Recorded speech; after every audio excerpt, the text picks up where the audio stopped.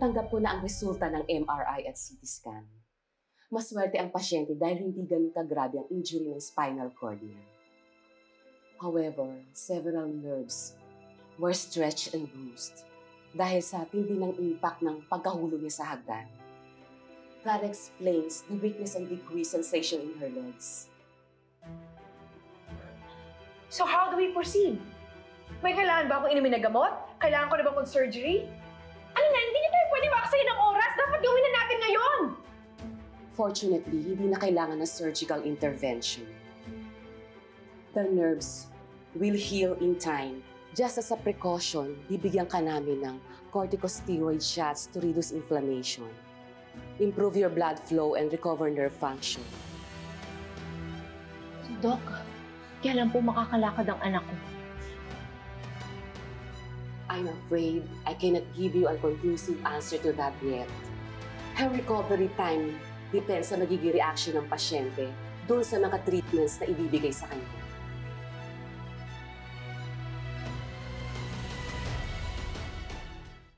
You heard the doctor, anak, di ba? Sabi niya, i-endorse niya daw tayo dun sa colleague niya sa Montecillo Abad. Specialista yun dun sa mga cases kagaya mo. Once nakita nila yung resulta, then ililipat na tayo ng ospital. Don't lose hope, anak. Hindi naman magtatagal ang paralysis mo. Makakalakad ka rin ulit once nag-heal ang nerves mo. But what if they're wrong, Mappy? What if kahit lumipat pa ako ng hospital, hindi na talaga ako makalakad? What if forever na akong ganito? It's so unfair, Mappy! I'm just 26 years old. But my life, my career, it's all gone! Huwag ka magsalita ng ganyan. Makakalakad ka rin. It will just take some time. You just follow the treatment. And your motor functions will come back. It just takes a little time and patience, anak. Well, that's easy for you to say. Eh, hindi naman ikaw yung hindi makalakad eh. Alam mo, kasalanan to ni Lilith eh. Dahil dyan sa walang yang apple of the eye mo, hindi na ako makalakad! Ano, Mami? Masaya ka na? Ha? Ha? Masaya ka na? Proud ka pa rin ba sa babaeng yun, ha?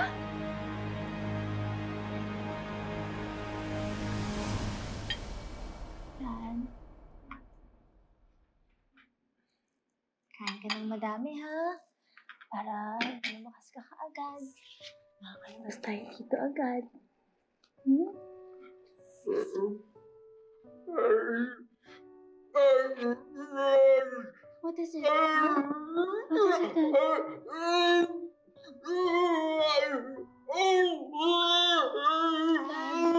Dad? It's okay. It's okay. It's alright. Makakapagsalita ka din, ha? Huwag mo mamadaliin. Makakapagsalita ka din. Don't worry, I'm here. Huh? Dad?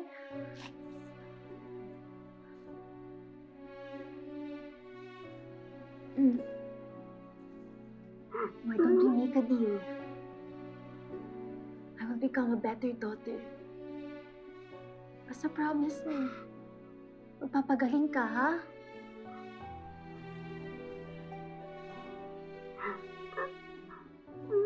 Kaya ko makipagbati kay Ate Lilith. Just like you always wanted. Right? Basta magpapagaling ka.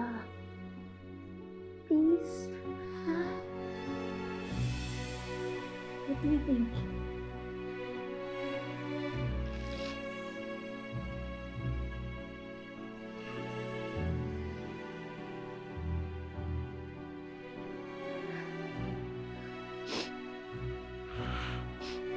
I'm here.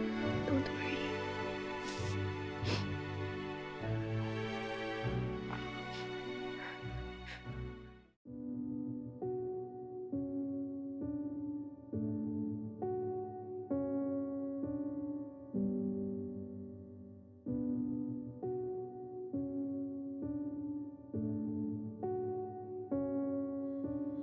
For once, paniwalaan mo naman ako.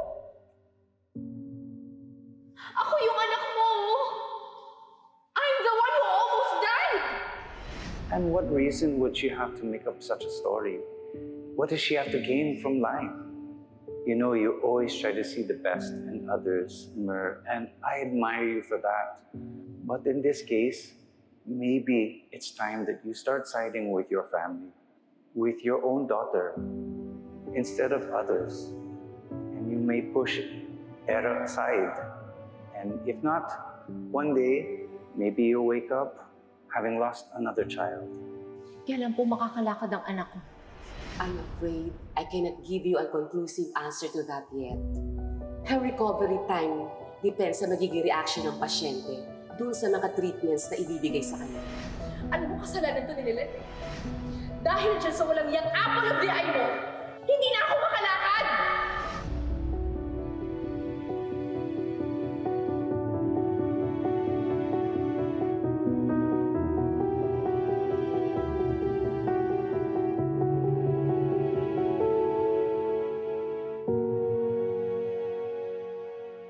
Sabi ni Ka Lorena, huwag ka na daw muna mag-report sa trabaho. Magpahinga ka daw muna ng 1 linggo. Meron namang bayad yung leave mo.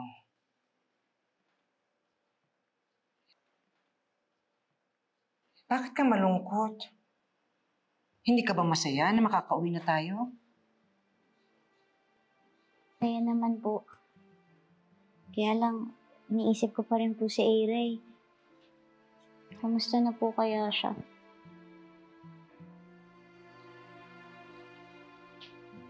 Attorney Mayor, Attorney, pwede po ba tayong mag-usap? Lilith, please stay away from me. Attorney, sige na po. Wala tayong dapat pag-usapan.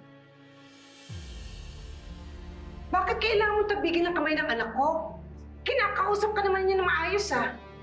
Kailangan, pwede po bang iwan niyo na muna kami ni Attorney? Ako na pong bahala dito. Ayoko. Baka mamaya saktan ka niya, eh. Sige na po. Please, nakikiusap po ko sa inyo. Sige. Pupunta lang ako sa business center para pirmahan yung form. Sumigaw ka lang, ha? Kapag sinaktan ka niya.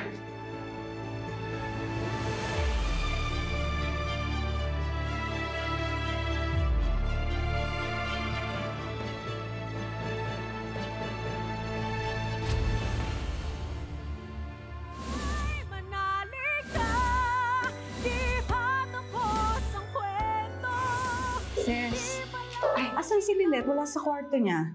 Ka Lorena, nasa hallway. Kausap si Atty. Simmons. Ako ang harapin mo. Kung aapihin mo si Lilith, ako ang makakalaban. Nagpapaset up ng meeting si Kompanyero Reyes at nakarating na sa akin na binabalak niyang kumalas sa DNR law firm. what? May dilubyong parating! If they want to fight like animals, we will fight according to the law. Gusto mo bang mag-file ng case against Lilith? Doon sa sinasabi mong ginawa niya sa'yo? Oo, dala ko po ito, pero hindi lang po ito yung dala ko eh. Nakita ko rin dun sa natin yung inuupahan.